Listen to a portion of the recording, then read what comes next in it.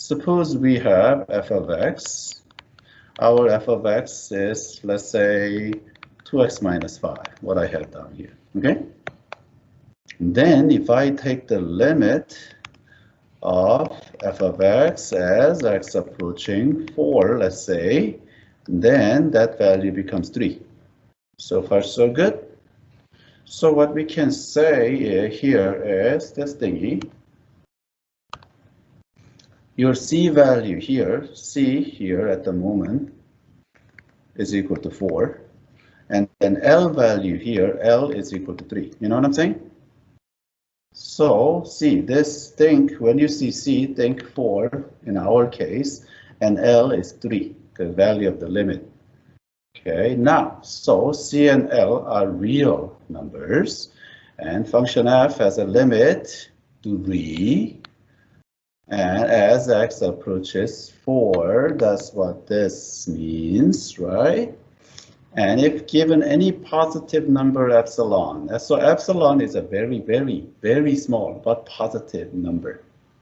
Kind of like tiniest number you can think of, okay? There is a positive number, also very small, delta. So these are Greek letters, that's why they look like Greek. Epsilon, delta. So this is commonly known as epsilon delta proof. Such that for all x value, this implies that this is an if-then statement. If this is true, then this is true. What? Still, so far, it makes no sense whatsoever, right? Okay. You remember yesterday, I said limit x approaching c, meaning x is not equal to c. And then this is approach, well, this is equal to 3. That means it's not equal to 3, but it's infinitely close to 3. Remember that? Well, then how close is infinitely close?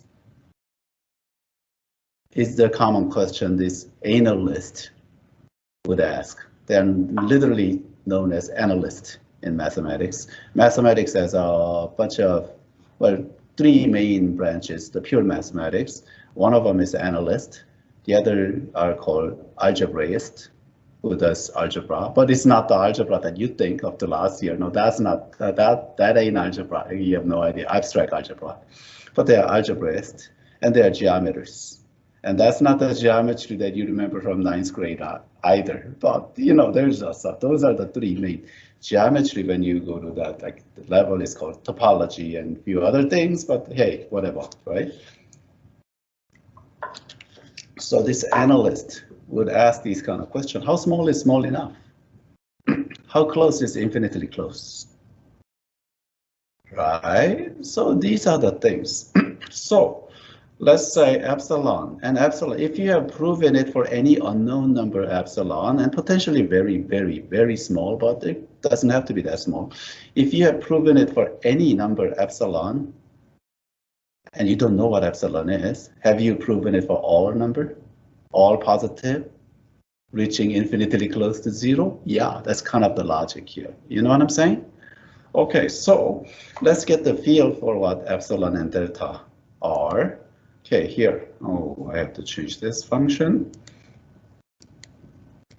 This is x squared, but I'm going to change it to 2x minus, what was our function again? 5, was it?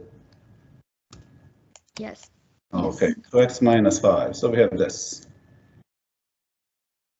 Okay, now, and then you see the y value will vary from this point to that point, and x value will vary from this point to that point, you know, that window, little thingy here. And say potentially there is a hole right here. Well, this function doesn't have a hole, but yesterday we saw the case with the hole. You know what I'm saying? So let's say we potentially have a hole. And the limit doesn't care, because even if that value doesn't exist, limit still exists. You know what I'm saying? Okay. So let's say our epsilon, the size of our epsilon is plus or minus 0.2. I think I can, I'm almost there. Oh, okay. Okay, 0.2. So it's like 3 plus 0.2 and 3 minus 0.2. So between 2.8 3 minus 0.2 and 3 plus 0.2. How about that? Let's say epsilon is arbitrary that big. I mean, it's kind of big, but just to prove a point. If you specify, because how close is close? Well, I'm saying you tell me how close I need to get to, then I can adjust this window here so that I will meet your demand. And if you want it to be close within plus or minus 0.2, okay, let's see right here. This varies from 3.9 to 4.1. So looks like this is 4 plus or minus 0.1. You get the idea? Or less, if I make it smaller than that, then I'm going to go well within 0.2. Say, then you change your mind and say, oh, I want 0.1. Okay, let's go down to 0.1. That's 3.1. And then let's go from this side to 2.9. I was there. Okay, that's 2.9. Okay. Well, then I'm going to have to tighten my thing, and this is the size of delta. You get it? This is 4 plus or minus delta. Looks like size of my delta should be 0.05. So do you get a feeling that my delta in this particular problem, not all problems, but in this particular problem, my delta should be half of size of epsilon? You kind of graphically get the feel for it. This is all AP ones. Now, can somebody tell me why it happens to be half in this problem? Feel free to use the microphone. Is it because the slope is 2? Mm-hmm. It's exactly because of the slope is 2. You know what I'm saying? So if I change this thing to, let's say, 4, I change it to 4, then this epsilon now is 0.2 and my delta is 0.05. So it's like 1/4 of epsilon now, isn't it? So there is a relationship. Size of my delta, of course, depends on size of epsilon, doesn't it? Okay, and in this case, it's 2. So it depends on the slope of this function at that point.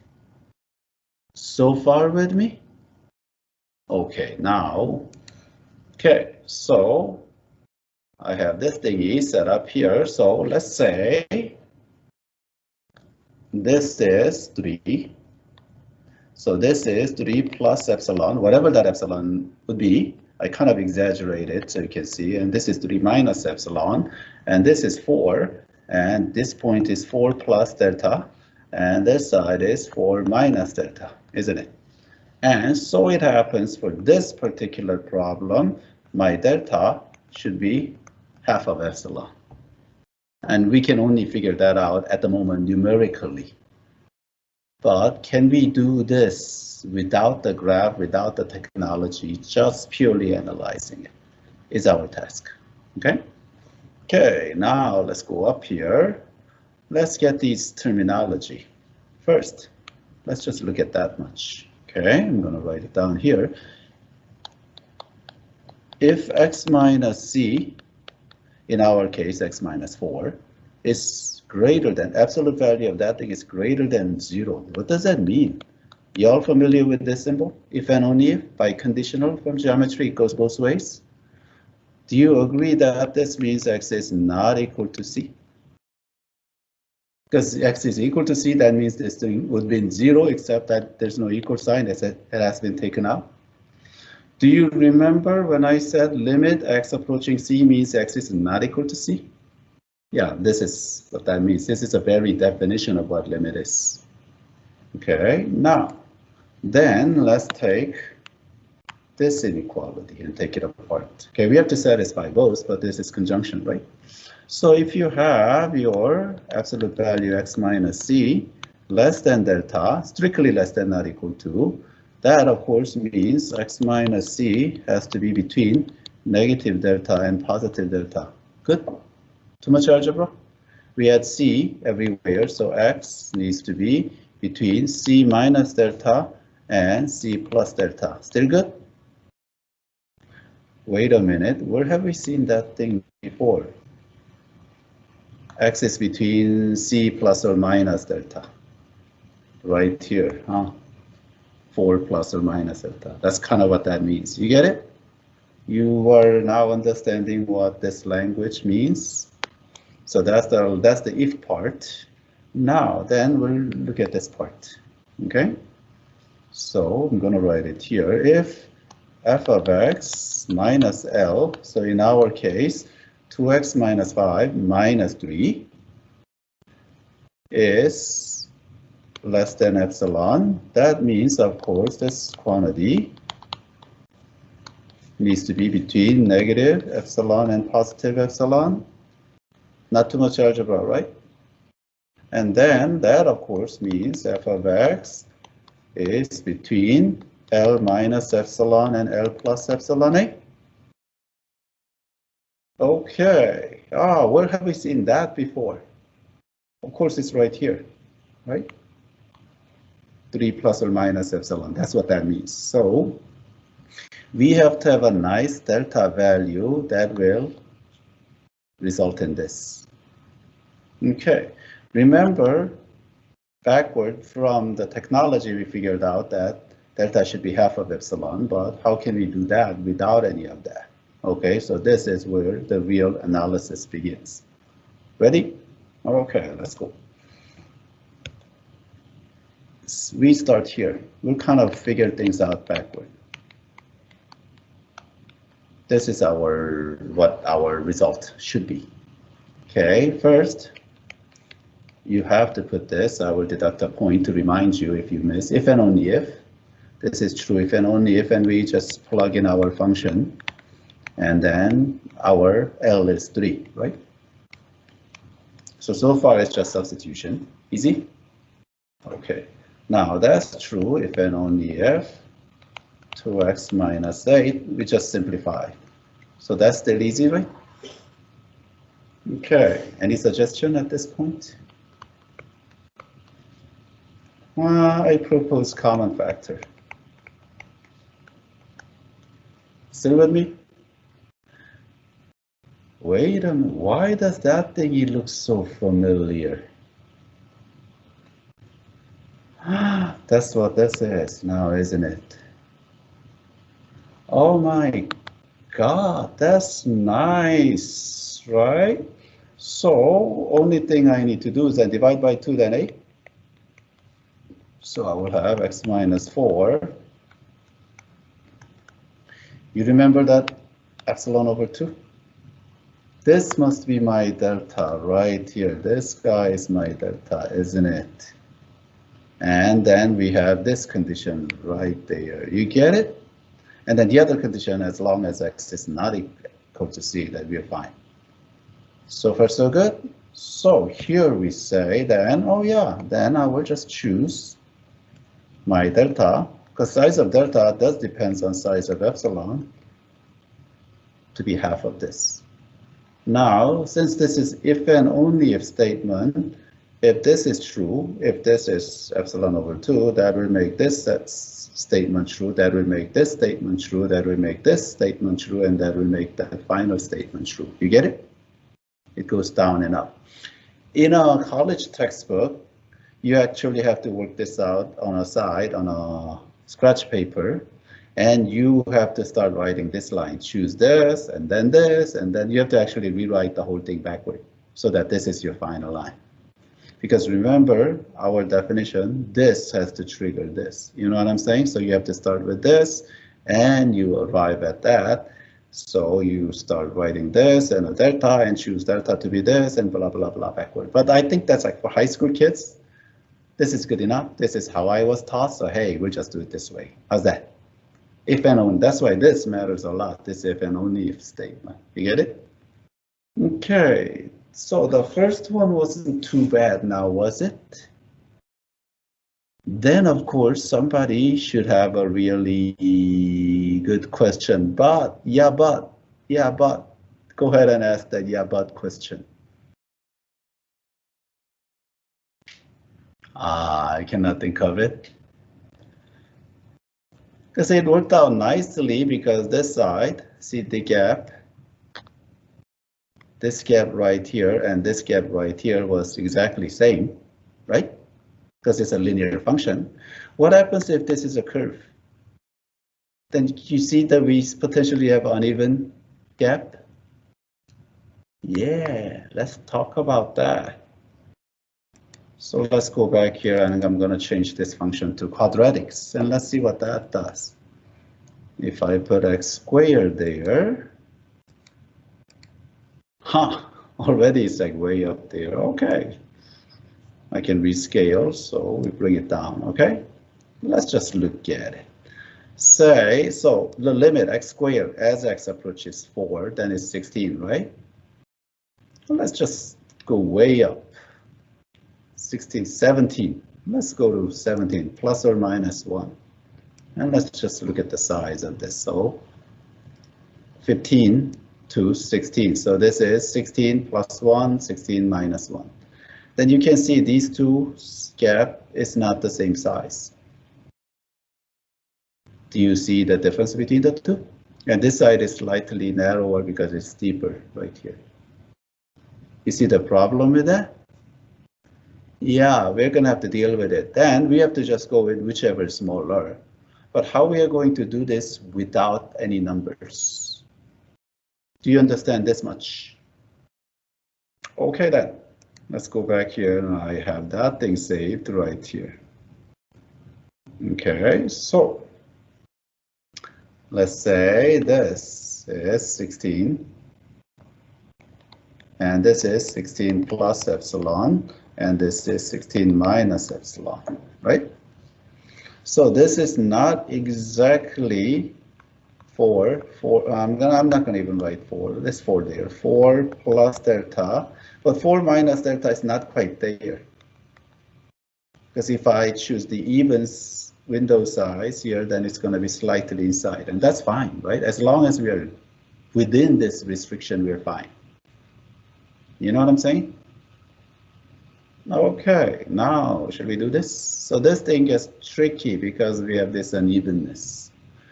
Alrighty, let's start.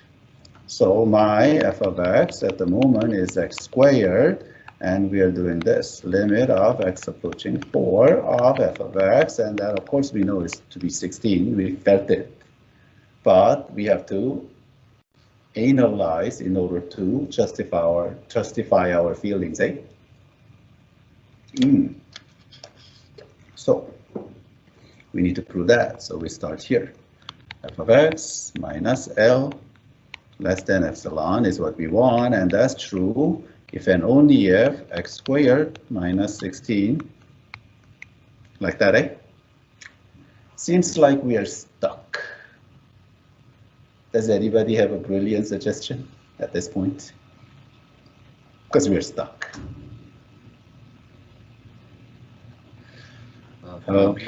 Oh yeah, that sounded good. Let's factor.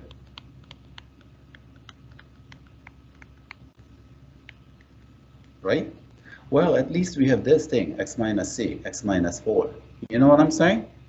Okay, don't write this next line because it's not correct. Because what you're next in that reaction, what you want to do is this, right? This is what you want to do. But then that kind of screws, oh, my microphone fell out. Hold on a second. How does it fall out like that? Hold on, let me, okay, it's back in position. Having x right here is kind of screwy, isn't it?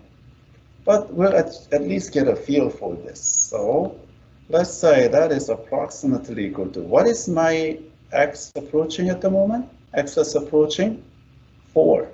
So this is approximately 4 plus 4, about 8-ish. Right? You with me? But we cannot just say that is 8. Why not? Because it could be slightly more than 8. I know that delta is small, but there's no guarantee.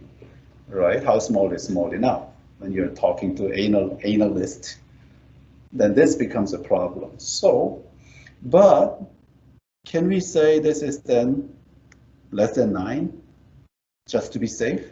Because it ain't gonna be 9, right? Okay, so that is the idea, except we cannot just do that. But that's the idea. Remember that 9. So back up. So what we want to do is not that, but this. X plus 4, and then x minus 4. I'm going to introduce a middle agent, and we don't know what that middle agent is. But I'm going to put something, and that something better be satisfying this inequality. And then later, I'm going to satisfy this inequality. That means I satisfy the original inequality. That makes sense to you? You find the middle guy if you're comparing heights. I'm taller than you. No, you're shorter than me. Right? Okay, but we are not next to each other, but we have a mutual friend who's willing to travel back and forth, and I compare my height to that mutual friend, and he's gonna go over to you and then compare your heights, and that'll determine who's, you know what I'm saying? Okay, so we need that middle guy. And let's just let that sit there and come here on a side. I'm going to write a big if statement. If, and we don't know this is true or not yet, if my delta x minus c, in our case x minus 4, is less than 1. So that is if my delta is 1 or smaller. Good. And we don't know whether this is true or not yet, but that tells you then x minus 4 is between -1 and +1. We kind of did this before, right? That tells you x is between 3 and 5, right? You with me? And that's a big if. We don't know whether this is true or not at the moment. But then I want to know how big x plus 4 is, right? So why don't I just add 4 everywhere? So then it's between 7 and 9, right? Wait, 9. Where have we seen that 9? Remember 9? So if my delta is 1 or less, then this whole expression is less than 9. You got that? And this is a big if, but I'm going to just replace x plus 4, assuming this is true. I'm going to write that in. So far with me? And I'm not saying that's true, but if that's the case, then this will work. With me so far? Okay. Now let's continue. Now I'm going to just take this part. I'm going to assume that is the case at the moment. So this is true if and only if x minus 4 is less than epsilon over 9, right? Now what we want to do here is this, right? Choose our delta, of course, to be epsilon over 9. But we don't know whether this is true or not, right? That is only true if that was the case, correct? In fact, I'm gonna give you another scenario down here. If x minus 4 is less than 2, let's see how that changes everything, right? Because this, I just arbitrarily chose 1. That means x minus 4, of course, is between -2 and +2. That means x is between 2 and 6, right? That means, of course, x plus 4, which what we want to know, is between 6 and 10. So in that case, x plus 4 is less than 10. You know what I'm saying? So instead of having this inequality, actually, I'm going to use that. Instead of having that inequality, we would have had this. 10.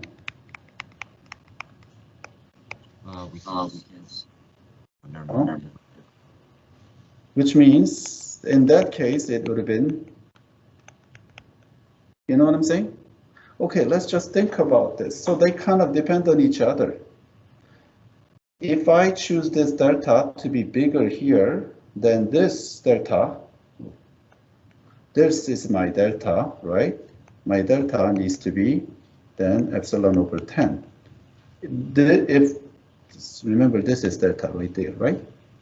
So if I choose this one to be big, then this one needs to be a lot smaller than before. If I make this one smaller, then this can get bigger, but they kind of depend. They are like inversely proportional. It's not exactly proportional, but you know what I'm saying. If one gets bigger, the other gets smaller. Okay, but the key is we have to satisfy both conditions. So coming back here, either this delta, epsilon over 9, either this is more than 1 or less than 1. Good? If it's less than 1, we just go with this and we automatically satisfy this condition, correct? Because epsilon over 9 is less than 1, so this is fine. What happens if it's more than 1? Then instead of using epsilon over 9, we just go with 1. So we just go with whichever is smaller. So choose delta to be minimum of between 1 and epsilon over 9. How's that? That way we satisfy both columns, because this is if and only if. So these are a bunch of ifs as well. So we have to satisfy both. Had we gone with this scheme, then here we would have choose my delta to be minimum of 2 and epsilon over 10. And that's just as good. You know what I'm saying?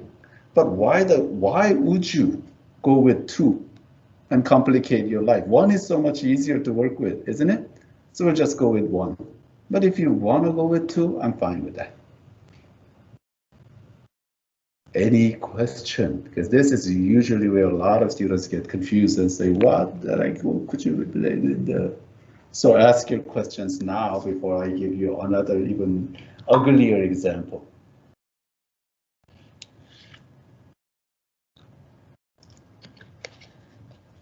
You kind of get it, but you don't at the same time. Yes. So all we need to do is to tell the part that says choose delta. That's it, or I keep working with the number. What do you mean number? No, like, do we still need to keep working with the? Do we eventually need to choose between 1 and epsilon over 9, or we can just write an answer in? We don't know which one is smaller, so we have to just, this is end of our work. And this case, oh, we have one more statement to write, and which I forgot to write earlier. So therefore, limit of x squared as x approaching 4 is equal to 16. Because that's kind of what this means, this and this. You get it? No. Okay, can you imagine writing this backward, starting with this statement, x minus 4 less than delta, right? Yeah. So we write this first, and underneath it, we write choose delta to be minimum of this. Then we write this, and underneath we write this, and write this, and write this, and write that. And that's exactly what we are trying to show in this definition now, isn't it? This, if this is true, then that's true. You know what I'm saying? Okay. You see the logic here? Yeah, and I have one. How do you initially choose C and L? Oh, it's given by the problem. Oh, this is a problem. Meaning we're trying to prove this statement. So this is C and that's L. Oh, so we're initially given by C and L. All right. Yeah. Thank you. That makes more sense. You can look at it and tell what the limit is. We can feel it, but we need to justify our feelings. Right? That's what should work is. Any other questions? Wait, so on the test, would we have to write like both the if statements for the 1 and the 2? This, yeah, I'm gonna need to see all of this as well as this. So it's like exactly what you see here. Okay, without that, it's fine. And that's the end of your proof. Okay, thank you. Wait, so we don't need to show if x minus 4 is less than 2, right? We only need to show one scenario. Yeah, well, this one, if you want to go with this, fine. It's all of that or all of this, right? Okay, so choose one of the other. Okay. 1 is infinitely better than 2 now, isn't it? In order to avoid the confusion, I'm gonna get rid of this. Yeah, but wouldn't epsilon over 9 be larger than epsilon over 10 though? Uh, if I choose delta, with smaller one, then this gets bigger. But if I pick bigger delta here too, then this becomes epsilon over 10, so this gets smaller. So it's a trade-off between the two. Wait, sorry, you cut off. Can you explain the sentence again, please? One more time. Remember down what I just deleted? This was 2, Yeah. right? Yes. So if I choose a smaller delta 1, then this is bigger. But if I choose bigger delta here 2, then this is epsilon over 10. So this gets smaller. So it's a trade-off between these two. Okay. Kind of, okay. right. Yeah, I'll think about it. Yeah, doesn't matter what you choose here, because you're going to pay for it here as well. So just go with 1 to make your algebra easy. How's that?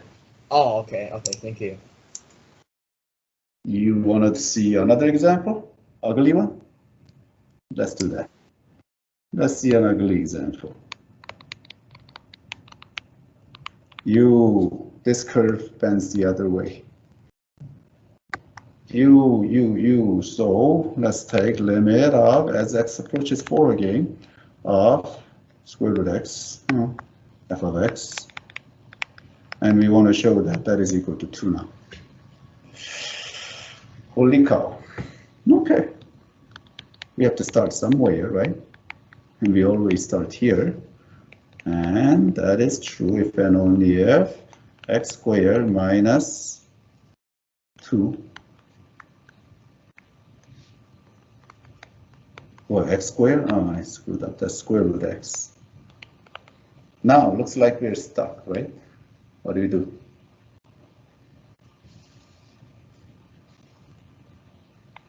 We can multiply this on both sides, right?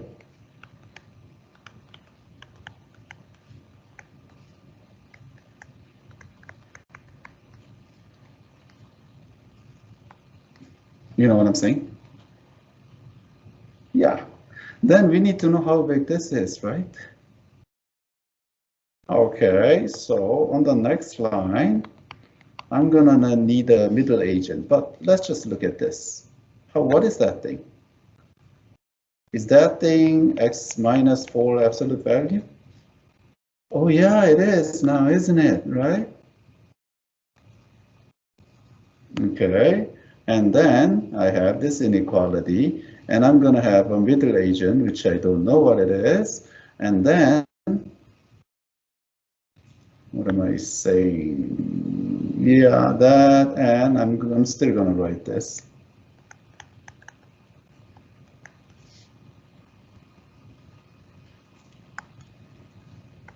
And then I'm going to have something times epsilon here, and I'm going to potentially pick some number that's more than this. So let's try to guesstimate how much this is. Is this approximately square root 4 plus 2? Because my x is approaching 4 at the moment. So this is approximately 2, isn't it? I mean, approximately 4, isn't it? Oh, well then, it's less than 5 now, isn't it? So we're going to try to get that. So this number will turn out to be 5 right there. Follow the logic? Okay, let's do this here. If my x minus 4 is less than 1, then what I would have is x minus 4 is between, like before, it's exactly same as before. So x is between 3 and 5, right? Okay, should we take square roots everywhere? So square root 3, square root x, and square root 5. So far, so good. Now I'm going to add 2. So add 2.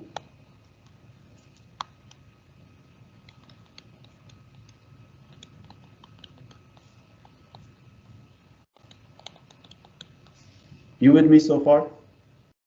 So this quantity right here is less than square root 5 plus 2. And we can just go with that.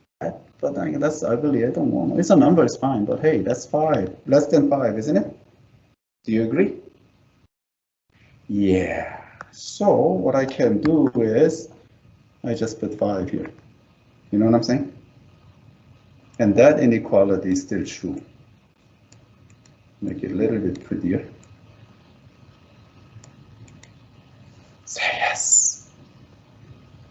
And then what I can do is all of this and all of this, that inequality is true. So we can say x minus 4 is less than 5 epsilon. Ah, that must be my delta, hey? So now I choose my delta to be minimum, once again, between 1 and 5 epsilon. Because I still need to satisfy this thing. How about that?